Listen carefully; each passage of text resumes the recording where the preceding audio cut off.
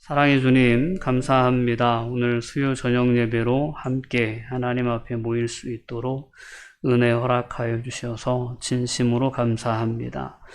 하나님, 이 예배를 통하여 다시금 저희들 살아 역사하시는 하나님을 보게 해주시고 느낄 수 있게 해 주시옵소서. 오늘도 우리에게 사랑한다고 말씀해 주시고 내가 너와 함께 한다고 말씀해 주시고 그러므로 염려하거나 걱정하지 말라고 두려워하지 말라고 말씀해 주시는 그 하나님을 만날 수 있는 예배의 자리가 되게 해 주셔서 세상을 살아가면서 때론 넘어질 때도 있었고 때론 아파할 때도 있었던 저희들의 삶의 현장 속에 다시금 놀라운 하나님의 은혜와 하나님을 향한 신뢰에서 비롯되는 평안함이 가득 채워질 수 있도록 주님 인도하여 주시옵소서. 예배를 주님께 온전히 의탁하오며 예수님의 이름으로 기도합니다. 아멘. 성경 말씀 함께 보시겠습니다. 에베소서 1장 15절에서 23절까지 말씀 보시겠습니다. 천천히 합독하도록 하겠습니다.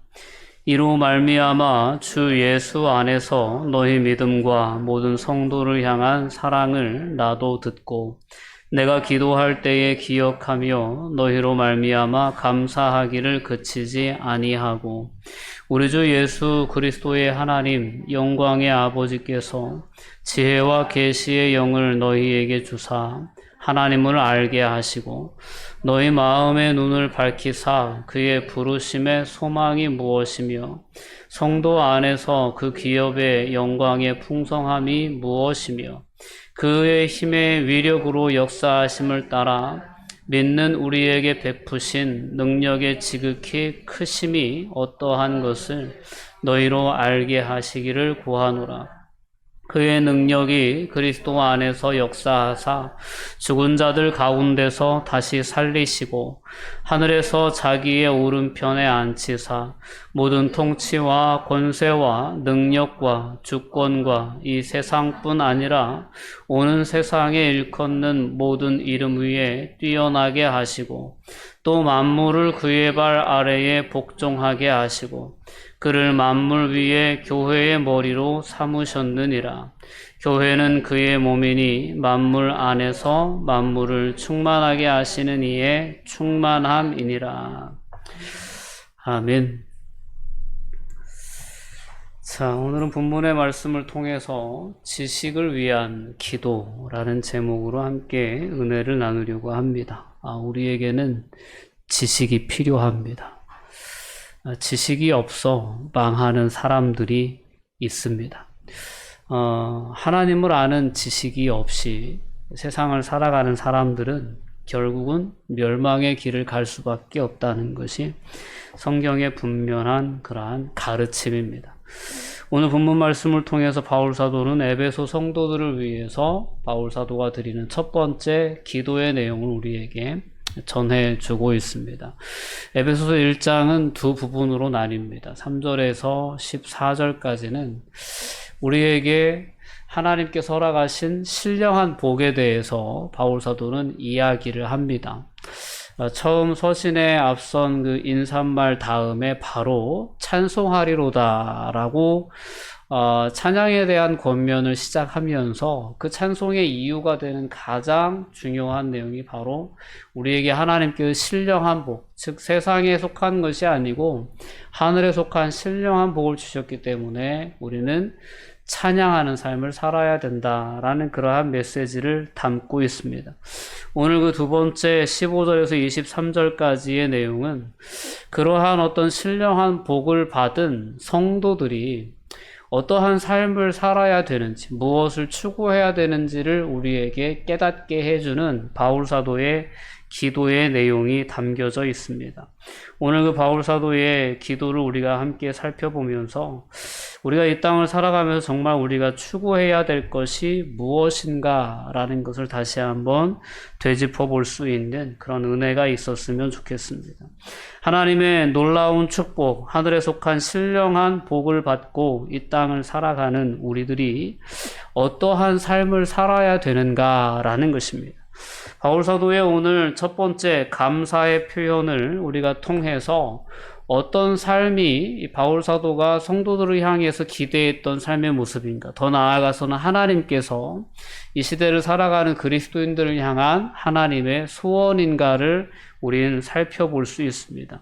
오늘 바울 사도는 15절 말씀을 통해서 가장 먼저 감사를 표현합니다.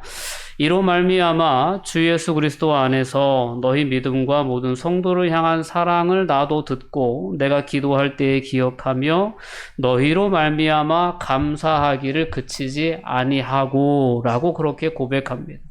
바울 사도는 에베소 성도들을 위해서 감사하고 있다라고 고백합니다. 근데 그 감사의 이유가 어디 있냐면 에베소 교회 성도들의 믿음 때문입니다. 너희의 믿음 때문에 난 감사한다. 그리고 또한 뒤이어 나오는 표현은 모든 성도를 향한 사랑 때문에 나는 감사한다라는 것입니다. 바울 사도의 에베소 교회를 향한 감사의 제목은 이렇게 믿음과 사랑 때문이었다라는 것을 오늘 말씀을 통해서 우린 깨달을 수 있습니다. 감사가 없고 끊임없는 요구만 있는 하나님과 그리스도인과의 관계는 뭔가 잘못된 관계입니다. 우리가 끊임없이 무언가를 나에게 요구만 하는 사람과의 관계가 있다고 한번 가정해 봅시다. 누군가 나에게 끊임없이 요구만 하는 사람이 있다면 그 사람과의 관계를 유지시켜 나갈 수 있는 그런 사람은 아마 없지 않을까 싶습니다.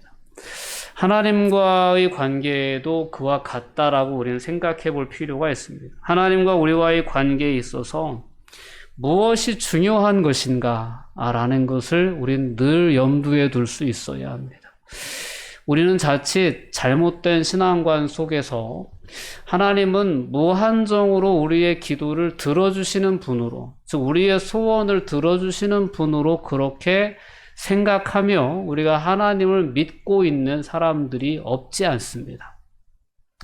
그런데 하나님과의 관계에 있어서 가장 중요한 것은 무엇이냐면 우리가 오늘 바울이 본문을 통해서 기도하는 내용도 보면 알 수 있지만 우리가 하나님을 잘 알아야 된다는 거예요. 하나님은 우리의 소원을 들어주시는 그러한 요정과도 같은 그런 존재가 결코 아닙니다. 하나님은 끊임없이 우리에게 하나님의 뜻을 계시하시는 분입니다. 하나님 내 뜻대로 되게 해주세요. 내 마음대로 되게 해주세요. 라는 그러한 자세로 하나님 앞에 서는 것은 하나님을 바로 알지 못하는 것입니다. 그래서 오늘 바울 사도가 가장 중요하게 생각했던 것은 뭐냐면 하나님을 바로 아는 데 있었던 거예요. 근데 하나님을 아는 자들, 특별히 하나님께서 허락해 주신 은혜를 아는 자들이 진정으로 감사할 수 있습니다.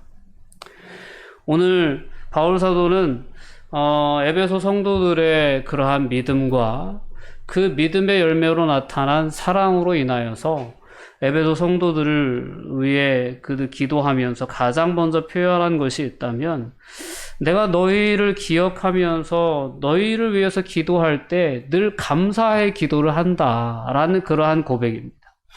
너희 중에 그런 어떤 아름다운 믿음과 그 믿음으로 말미암은 사랑의 열매가 있음에 나는 늘 감사한다라는 그러한 바울 사도의 고백 속에서 우리가 이 땅을 살아가면서 추구해야 할 가장 기본적인 부분이 무엇인가를 우선적으로 생각해 볼 수 있습니다. 바로 그것은 믿음과 사랑입니다. 바울의 관심은 성도들의 온전한 성숙에 있었다라는 것을 오늘 이 표현을 통해서 우리는 알 수 있습니다.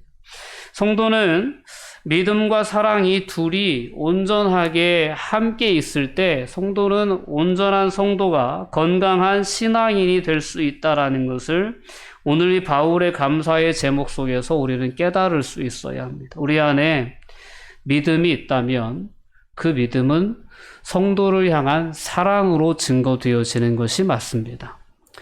여러분, 우리가 늘 믿음을 점검할 때 그 믿음에 걸맞는 사랑이 우리 안에 있는가를 늘 함께 돌아볼 수 있어야 합니다.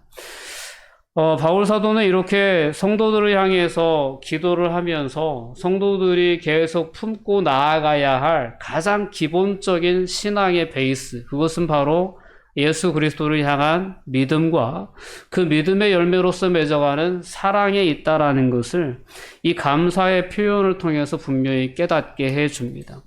오늘 우리도 역시 이와 같은 믿음과 사랑의 열매 가운데 우리의 신앙 생활을 세워나갈 수 있는 은혜가 있기를 바랍니다. 바울은 성도들의 모습을 보면서 하나님께 끊임없이 감사하면서도 그 현재의 상태에 만족하지 않고 더 성숙한 신앙으로 성장해 나가기를 위해서 기도하고 있는 모습을 우린 이어서 볼 수 있습니다. 자, 우리가 이제 오늘 17절 말씀을 통해서 함께 읽었던 본문인데, 우리 17절, 18절 말씀 가운데 함께 같이 한번 읽어볼게요. 우리 주 예수 그리스도의 하나님, 영광의 아버지께서 지혜와 계시의 영을 너희에게 주사, 하나님을 알게 하시고, 너희 마음의 눈을 밝히사, 그의 부르심의 소망이 무엇이며, 성도 안에서 그 기업의 영광의 풍성함이 무엇이며, 아멘. 바울 사도가 이제 본격적으로 성도들을 위해서 간구를 합니다. 15절, 16절 안에 있는 것은 에베소 성도들의 그 믿음과 사랑에 대해서 감사한다라는 표현이에요. 신앙의 가장 기초죠.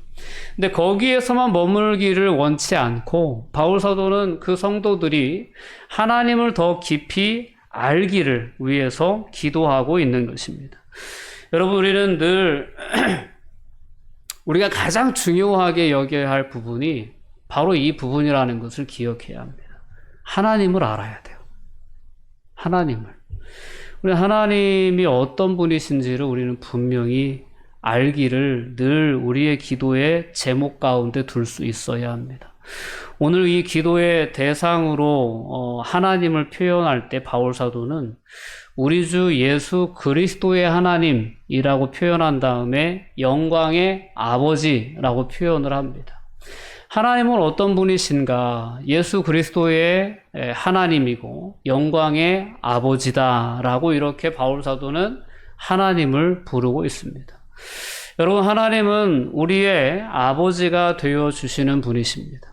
하나님이 어떤 분이신지에 대해서 우리가 가장 먼저 인식할 수 있는 게 하나님은 우리를 자녀 삼아 주신 우리의 아버지라는 것입니다. 아버지와 자녀와의 관계를 우리가 한번 깊이 생각해 볼 필요가 있습니다. 자녀는 아버지에게, 부모님에게 늘 무언가를 요구할 수 있는, 당당히 요구할 수 있는 그러한 권한이 있습니다. 근데 상대적으로 아버지에게는 그 자녀에게 무언가를 해 주어야 할 그러한 의무와 책임이 있습니다.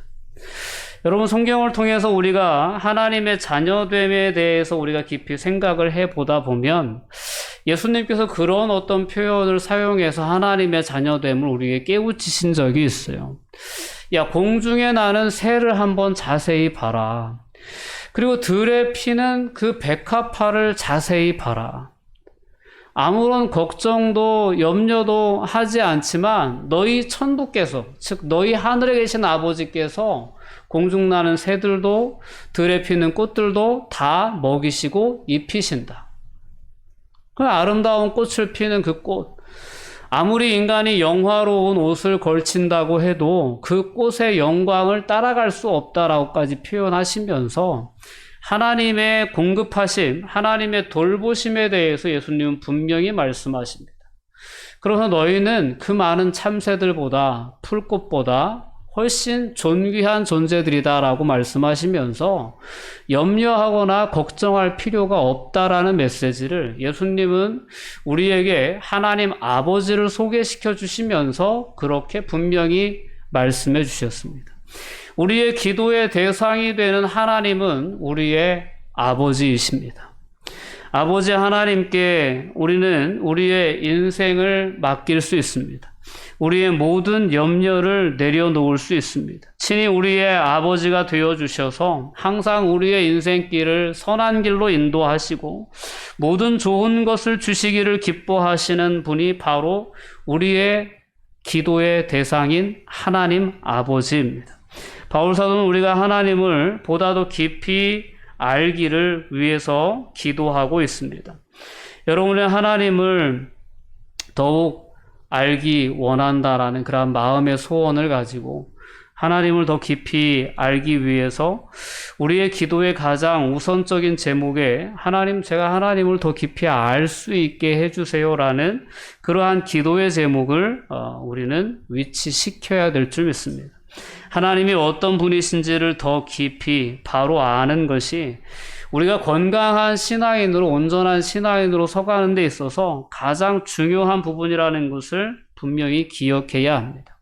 하나님이 어떤 분이시냐? 아버지 되신 분이시다라고 말씀을 드렸습니다. 근데 거기에서 끝이지 않고 우리는 하나님을 더 깊이 안다고 할 때 하나님은 무엇을 기뻐하시는지, 하나님의 뜻이 무엇인지, 하나님이 우리의 삶을 어떤 방향으로 인도해 가고 싶어 하시는지, 하나님은 정말 내가 어떤 삶을 살고 싶어 하시는지까지 우리는 더욱 깊이 알려고 해야 됩니다. 하나님이 내게 무엇을 주실 수 있는지, 하나님이 나를 위해서 무엇을 하셨는지도 알아야 되겠지만, 우리가 더욱더 성숙한 신앙인으로 우리가 커가면, 성장해 나가면서 우리가 품어야 할 하나님에 대한 그러한 알매는 하나님이 원하시는 뜻이 무엇인가에 대한 부분이 더욱더 많은 비중을 차지해야 합니다. 세상을 살아가면서 우리는 연약함을 많이 경험합니다. 부족함을 많이 경험해요. 그래서 우리가 우리의 기도를 채우고 있는 대부분의 주제들은 우리의 삶의 문제, 우리의 뜻이 채워질 때가 가장 많은 부분이 아닐까 싶습니다. 근데 그 기도의 부분 중에서 우리가 우선적으로 채워야 할 것이 무엇이냐? 바울 사도는 그렇게 권면하는 거예요. 너희가 하나님을 좀 깊이 알았으면 좋겠다라는 거예요. 그 기도의 제목 가운데에는 너희가 하나님께로부터 무엇을 받았는지를 기억하는 것도 중요하고, 너희가 세상을 살아가면서 부족한 부분에 대해서 하나님께 도움을 구하는 것도 중요하지만, 더 나아가서 하나님의 뜻이 무엇인지를 알아가는 것이 중요하다라는 겁니다. 성숙한 신앙인, 어떻게 보면 철든 자녀들 가운데에는 부모의 마음을 헤아리고자 하는 그러한 마음이 채워질 때 철들었다, 성숙했다라고 표현할 수 있죠. 하나님의 자녀인 저희들이 이 땅을 살아가면서 그와 마찬가지입니다. 하나님의 은혜에 만족해하고 하나님의 은혜로 인하여 즐거워하고 감격하고 하나님의 은혜로 인하여 찬송하는 삶을 살고 그분의 영광을 높여드리는 삶을 사는 데서 끝이는 것이 아니고, 이젠 적극적인 자세로 하나님께서 원하시는 뜻이 무엇인가, 하나님의 기쁨이 무엇인가를 물을 수 있는, 그리고 그분이 계획이 무엇인지, 우리를 향하신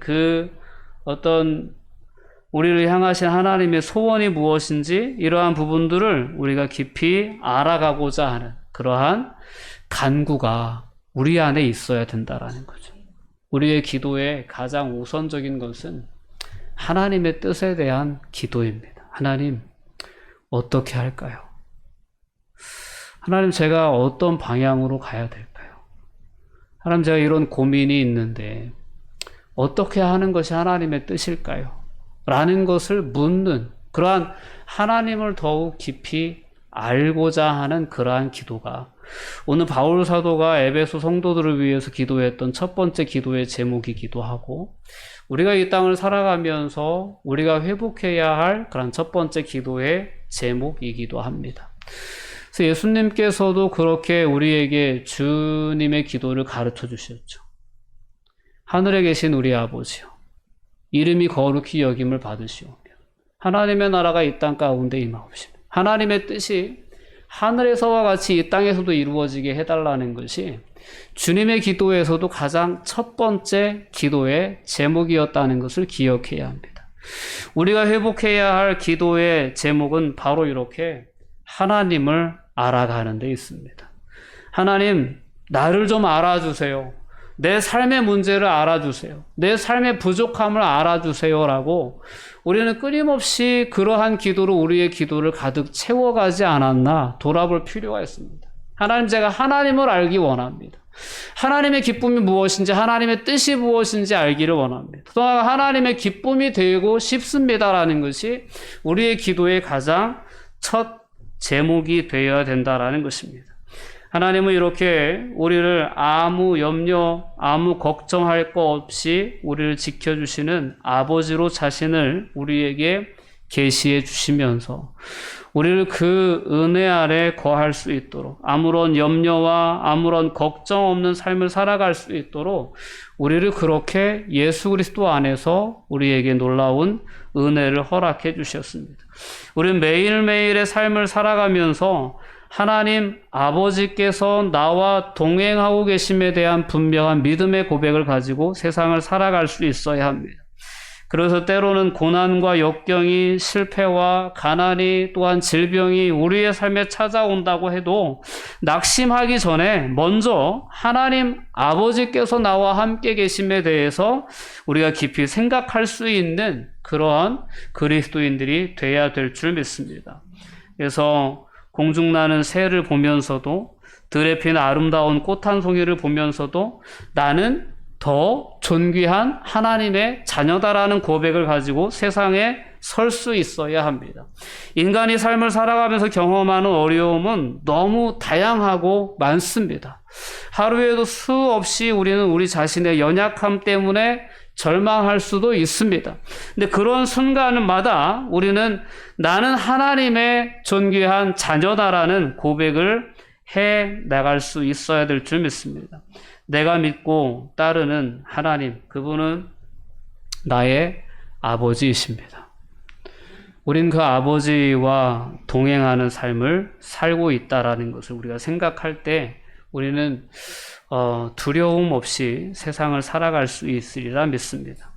오늘 본문 말씀은 또한 그렇게 하나님을 알게 하시고 라는 첫 번째 기도 제목과 이어서 또 하나의 어떤 그러한 기도의 제목이 18절과 19절 말씀을 통해서 소개가 되는데요. 여기에 보면 하나님이 우리에게 주신 은혜에 대해서 바르게 알기를 바울 사도는 위에서 기도하고 있습니다. 부르심의 소망이 무엇인지를 먼저 알게 해달라라고 바울 사도는 고백을 합니다. 부르심의 소망이 무엇인지, 우리에게 예수 그리스도 안에서 우리가 소유한 축복이 무엇인지 그 영적인 깨달음을 위해서 바울 사도는 기도를 하면서 가장 첫 번째로 부르심의 소망이 무엇인지를 알게 해달라라고 그렇게 기도하고 있습니다. 마음의 눈을 열어서 바라보아야 할 첫 번째 축복은 부르심의 소망입니다. 여러분, 우리 안에 소망이 있습니다. 여러분, 우리를 부르셔서 아들 삼아주시고 구속해 주시고 죄사함을 허락해 주시고 하나님의 기업이 되게 해 주셨습니다. 자, 이와 같은 하나님의 놀라운 은혜 가운데에서 우리는 소망 중에 하나님의 나라를 바라보게 됩니다. 여러분, 부르심의 소망이 무엇인지를 우린 분명히 기억할 수 있어야 합니다. 하나님은 우리를 하나님의 기업으로 부르셨습니다. 하나님의 소유된 백성으로 우리를 부르셨습니다.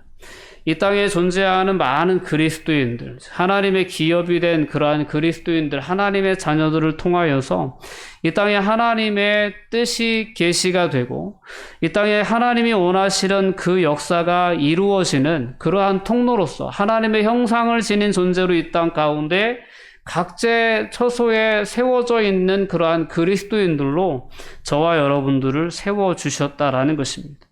하나님 우리를 부르셔서 이 땅 가운데 세우시면서 하나님께서 우리 가운데 품으신 하나님의 소원, 하나님의 소망이 저와 여러분들의 삶을 통해서 성취되어지기를 기대하십니다.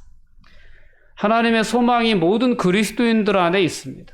그리고 그리스도인들은 모두 다 하나님의 부르심의 소망을 품고 이 땅을 살아갑니다. 이 땅이 전부가 아니라는 사실을 모든 그리스도인들은 고백하며 살아갑니다. 예수 그리스도를 부활시키시고 예수 그리스도를 또한 그 놀라운 영광의 몸으로 이렇게 세우시고 하나님 보좌 우편에 앉히신 그 하나님의 놀라운 역사가 우리도 그와 같이 변화시켜 주시고 우리도 그와 같이 부활시켜 주실 것이다 라고 하는 분명한 소망이 우리 안에 있다라는 것입니다. 여러분, 우리가 하나님께서 우리에게 허락하신 이 부르심의 소망을 잊지 않고 세상을 살아갈 수 있기를 바울 사도는 위에서 기도하고 있는 것입니다. 또한 성도 안에 있는 하나님의 영광스러운 기업이 무엇인지를 우리는 늘 잊지 않고 세상을 살아갈 수 있어야 합니다. 우리는 하나님의 풍성한 그러한 영원한 기업의 약속을 받은 하나님의 자녀들이라는 사실을 기억해야 합니다. 하나님의 후사고 그리스도와 함께한 후사로서 그리스도께서 성취한 풍성한 영광을 우리는 미래에 분명히 소유하게 될 것이다라는 것을 기억해야 합니다. 그리스도의 영광스러운 몸으로 우리도 함께 변화될 것이고 하나님과 더불어 영원하고 완전한 교제를 우린 분명히 누리게 될 것입니다. 이러한 기업의 영광은 하나님께서 모든 성도들에게 주신 선물이고 또한 축복이다라고 바울 사도는 분명히 깨닫게 합니다. 이것을 바라보는 것이 또한 성도들의 소망입니다. 그래서 바울 사도는 에베소 성도들을 믿음의 눈을 들어 마음의 눈을 열어서 이와 같이 그들을 향한 부르심의 소망이 무엇인지 그 기업의 영광의 풍성함이 무엇인지를 알게 하시기를 기도했던 것입니다.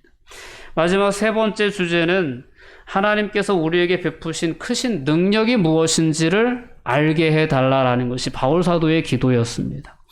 그 19절 말씀에 보면 그 능력에 대해서 여러 다양한 표현을 씁니다. 힘이라는 표현도 나오고요. 역사하신다는 그러한 표현도 나옵니다. 그리고 능력이라는 직접적인 표현도 나옵니다. 하나님께서 우리에게 주신 영광의 풍성한 그러한 축복들 중에는 부르심의 소망만 있는 것이 아니고 하늘의 영광의 풍성함, 그 기업의 영광만 있는 것이 아니고 거기서 더 나아가서 능력을 우리에게 허락해 주셨다라는 것을 우린 잊지 않고 세상을 살아가야 합니다. 이 능력이 우리를 다시 새롭게 하는, 우리를 다시 살리는 그러한 능력이 됨을 오늘 바울 사도는 예수 그리스도의 부활을 소개하면서 우리에게 깨우쳐 줍니다. 20절 말씀을 보면 그의 능력이 우리에게 허락하신 그 하나님의 능력이 어떤 능력이냐라고 시작을 하면서 그리스도 안에서 역사하셨다라는 것입니다. 하나님의 능력이 그리스도 안에서 역사했을 때 그리스도께서 죽은 자들 가운데서 일어나실 수 있었다라는 것이 바울 사도가 소개하는 하나님의 능력에 대한 부분입니다. 하나님은 오늘 이 땅을 살아가는 모든 성도들에게 이 능력을 허락해 주셨다는 거예요. 부르심의 소망도 허락해 주시고 기업의 영광의 풍성함도 허락해 주시고 또한 그 힘의 위력으로 역사하심을 따라 우리에게 베푸신 능력이 얼마나 큰 것인지를 우리로 하여금 알게 해달라라는 것이 바울 사도의 기도였어요. 그러니까 우리가 세상을 살아가면서 정말 진정한 신앙이 성숙한 신앙이 되기 위해서 꼭 기억해야 할 것은 하나님이 예수 그리스도 안에서 우리에게 허락하신 것 안에 놀라운 능력이 있다는 것. 우리에게 베푸신 능력이 얼마나 큰 것인지를 우리가 알고 세상을 살아가야 된다라는 것입니다. 그 능력이 예수 그리스도 안에서 역사했을 때 죽은 자 가운데서 예수님이 다시 살아나셨다라는 것입니다. 그리고 이어서 자기의 오른편에 앉히신 것도 하나님의 능력으로 하신 것이고 모든 통치와 권세와 능력과 주권과 이 세상뿐 아니라 오는 세상에서 일컫는 모든 이름 위에 뛰어난 이름을 주신 것도 하나님의 능력으로 된 것이다라고 하나님의 능력에 대한 소개를 한참 합니다. 그리고 그 능력으로 만물을 예수 그리스도의 발 아래 복종하게 하셨다라고 바울 사도는 얘기합니다. 그러니까 하나님의 능력이 이와 같은 능력이에요. 그러니까 하나님의 능력이 얼마나 큰 능력인지를 성도들은 알고 세상을 살아가야 된다는 것입니다. 그리고 그 능력을 이 땅의 성도들에게 하나님께서 허락해 주셨다는 것을 기억하고 성도들이 세상을 살아가기를 바울 사도는 간절히 기도하고 있는 거죠. 우리가 조금 더 깊이 하나님을 알 수 있기를 원합니다. 하나님의 그 놀라운 사랑과 은혜를 알 수 있기를 원하고, 더 나아가서는 하나님의 기뻐하실 무엇인지, 하나님의 뜻이 무엇인지, 우리를 부르신 하나님의 소망이 무엇인지, 그 부분을 더 깊이 알아가려고 우리는 힘써야 됩니다. 뿐만 아니라 이 땅을 살아가면 하나님이 우리에게 주신 것이 무엇인지 그것을 분명히 깨닫고 살아가야 합니다. 오늘 특별히 바울 사도가 강조하고 있는 것은 바로 능력입니다. 우리에게 베푸신 능력이 얼마나 큰지, 얼마나 큰 능력인지를 알고 그리스도인들이 세상을 살아갈 수 있기를 기대하시는 거죠. 정말 이 능력에 대한 믿음이 있다면, 그 믿음을 가지고 우리가 세상을 살아갈 수 있다면 두려움 없이 세상을 살아가야 되는 것이 맞다라는 것이 오늘 바울 사도가 우리에게 분명히 깨우쳐 주는 것입니다. 자, 이 능력 안에서 모든 만물이 그리스도의 발 아래 복종하게 되었다라는 것입니다. 근데 너무나 놀라운 은혜는 이렇게 모든 만물이 그리스도의 발 아래 복종하게 하신 그 예수 그리스도가 교회의 머리가 되신다는 것입니다.